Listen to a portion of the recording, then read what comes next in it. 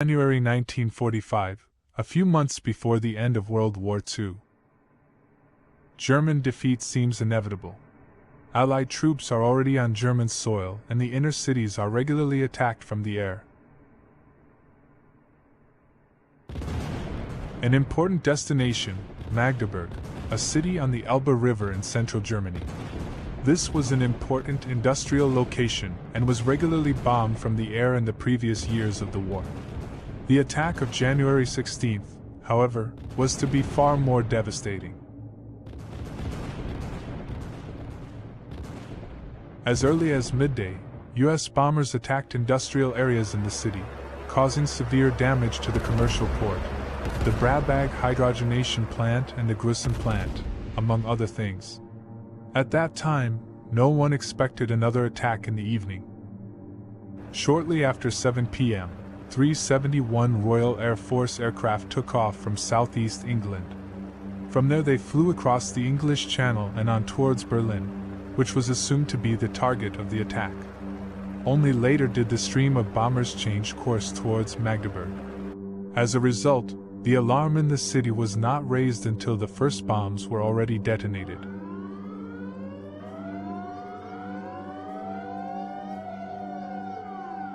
The attack was carried out in accordance with the British Air Ministry's Area Bombing Directive, which stipulated a special procedure for igniting a conflagration. The target was no longer the armaments factories, but the very densely populated city center.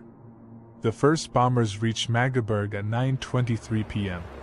They threw off strips of tinfoil, which, due to the reflection of the radar, made it very difficult for the anti-aircraft defense on the ground to locate the bombers. 3 minutes later, the city was overflown by so-called Boy Scouts. They set light bombs, called Christmas trees, down over the city, where it was now daylight.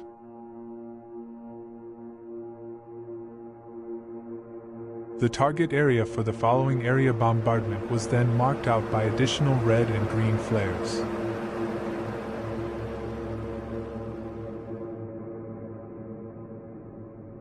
In the first wave of attacks, beginning at 9:32 p.m., air mines were dropped.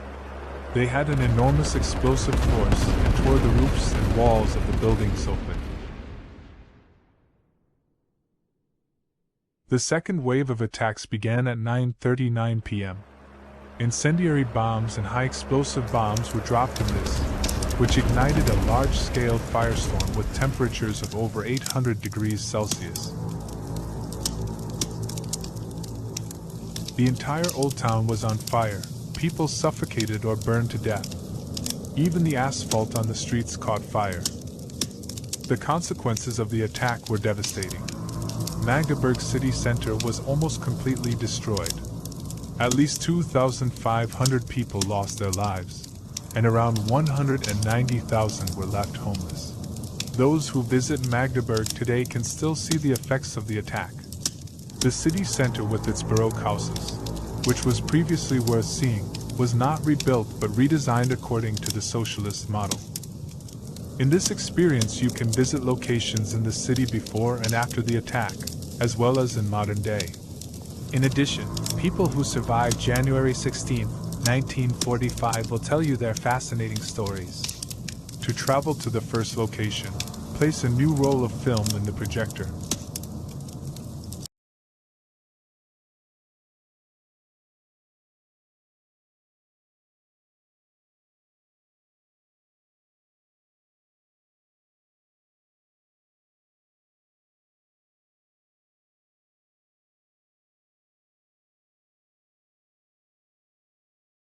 The Deutlich Palast, an exclusive cinema, opened its doors on December 22, 1925. It provided space for 1,100 visitors, and was among the most popular movie theaters in Magdeburg.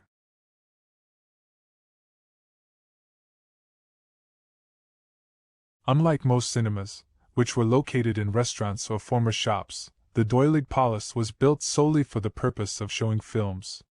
Even though it took significant damage on January 16, 1945, it was the only building on the north side of the old market that remained as a ruin.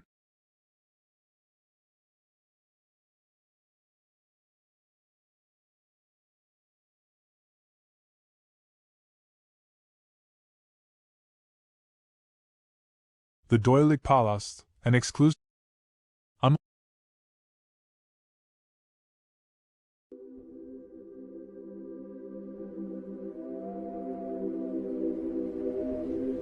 At my workplace, everyone was talking about a new movie.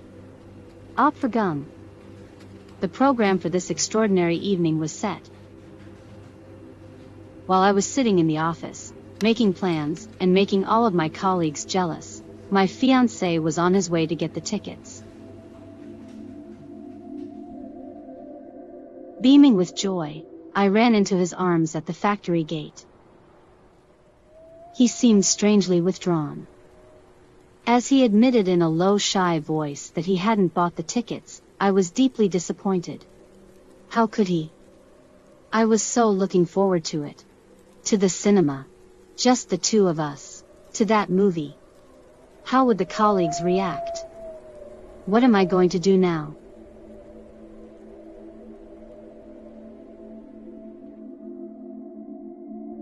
At first I pouted. I didn't care that we were in the Schloss Café.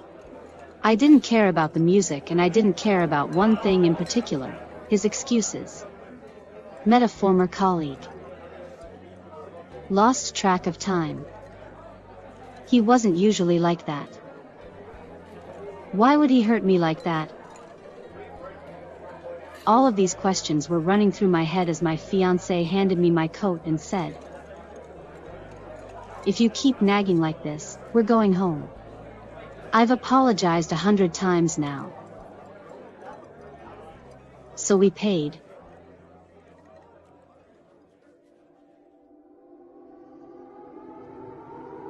Suddenly sirens wailed. I hated it. Pre-alert. Just get out of there. Chaos on the street. Bombs fell. Everything burned. People ran all over the place. We ran too. To Suddenburg. Just get home. It was evening, but the city was bright as day.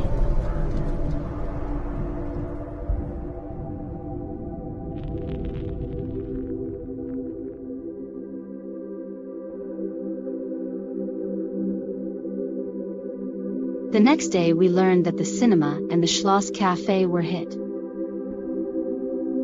We were one of the last ones to get out.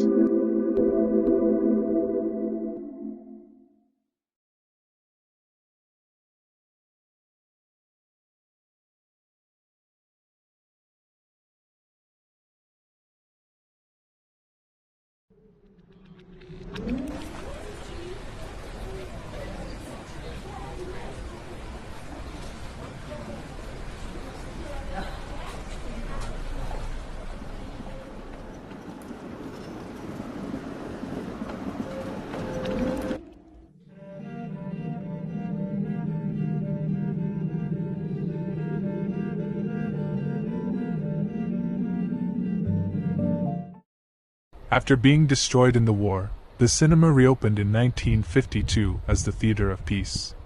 Nowadays there is no cinema here. Instead, the building is the seat of the Chamber of Industry and Commerce.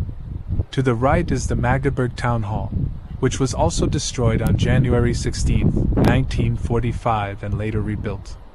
In front of it you can see the monument of the Magdeburg Rider, which probably shows Emperor Otto I.